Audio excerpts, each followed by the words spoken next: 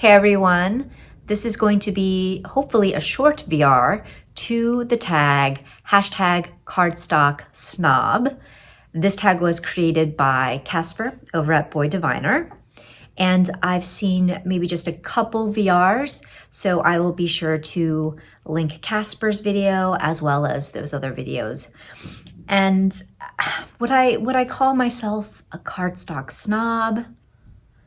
I don't think so, but I am particular about my cardstock, so perhaps that puts me in the category in a way.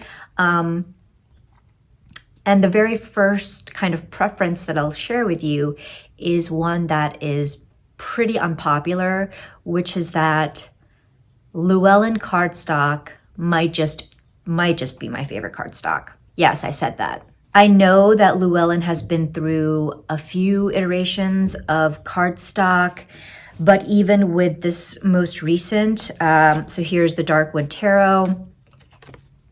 Yes, it is thin. Llewellyn is known for thin cardstock.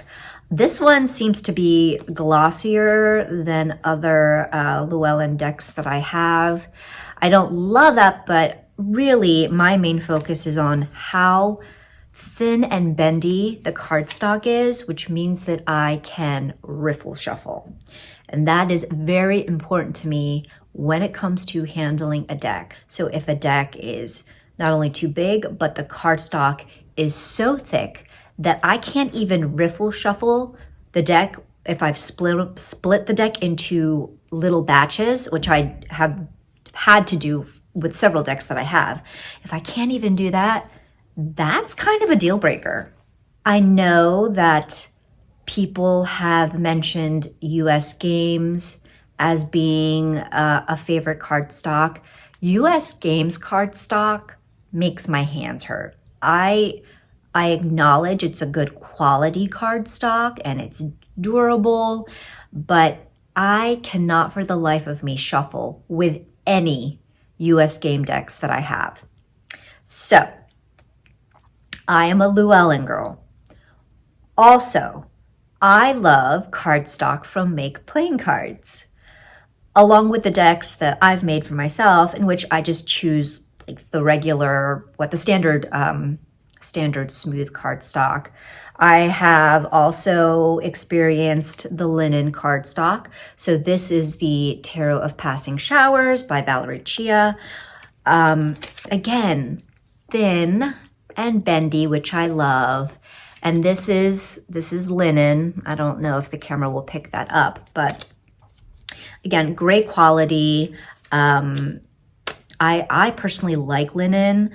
And again, with MPC cardstock, I am able to just split the deck in half instead of splitting the deck into fours and shuffling. Riffle shuffling with no problem at all. And I do feel like this cardstock is, again, pretty good. It's durable. It's durable. And then another example of MPC cardstock. So this is a mini. This is from Veronica Jude. This is her tarot deck.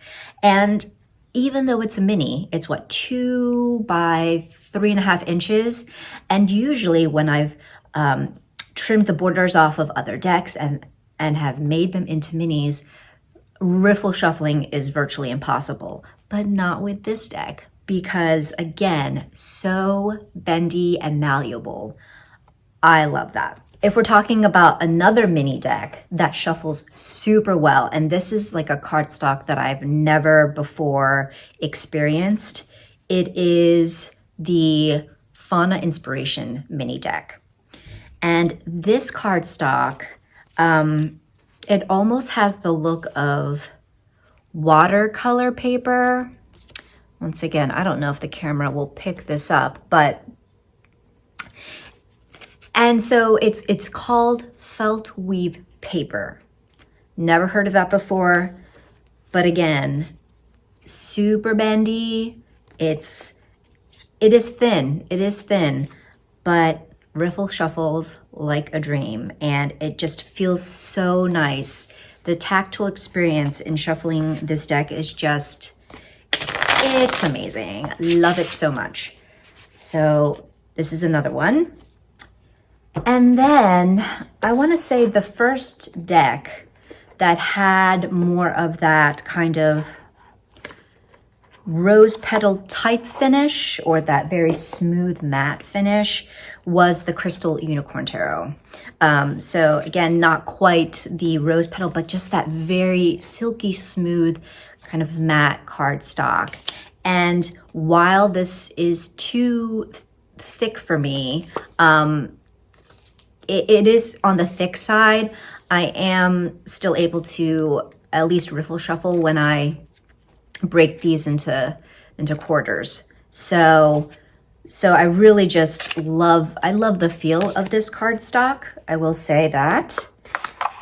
And then another deck that has cardstock that I've never experienced before is the Spirit Keepers Tarot.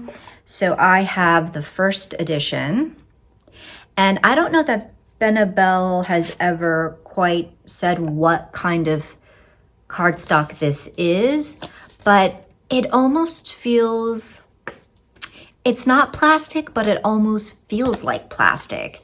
And it's on the thicker side again for me, but I am able to cut it into smaller batches and riffle shuffle, and it just holds up so well.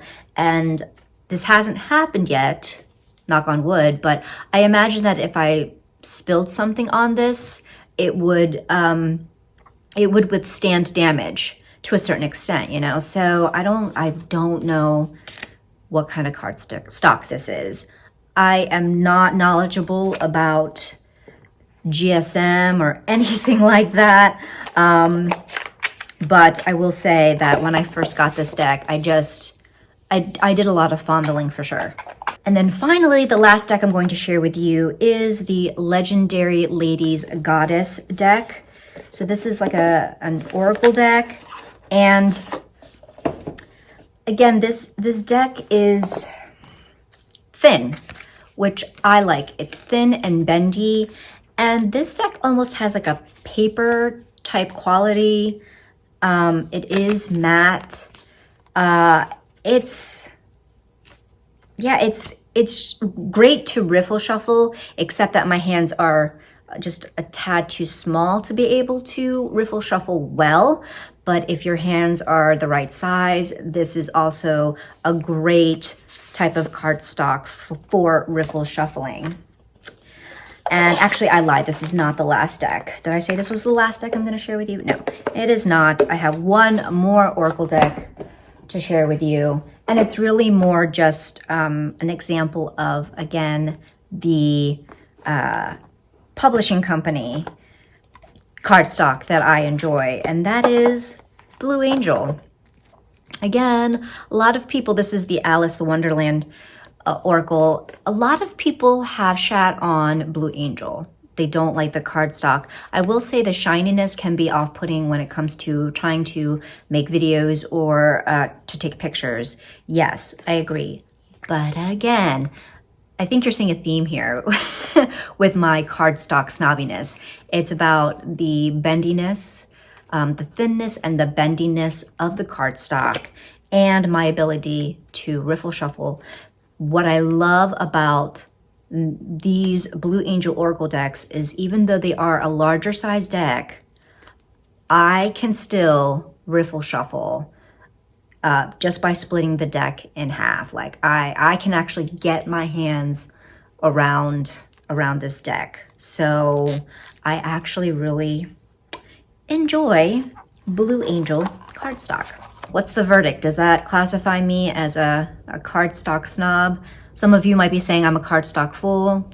Whatevs. I stand by my choices. I stand by my preferences, but I would love to hear your preferences and love to see or hear about the decks that you're in love with in terms of cardstock. So drop me a line below in the comments, or feel free to do a VR on your social media handle, on YouTube, however you want to do it.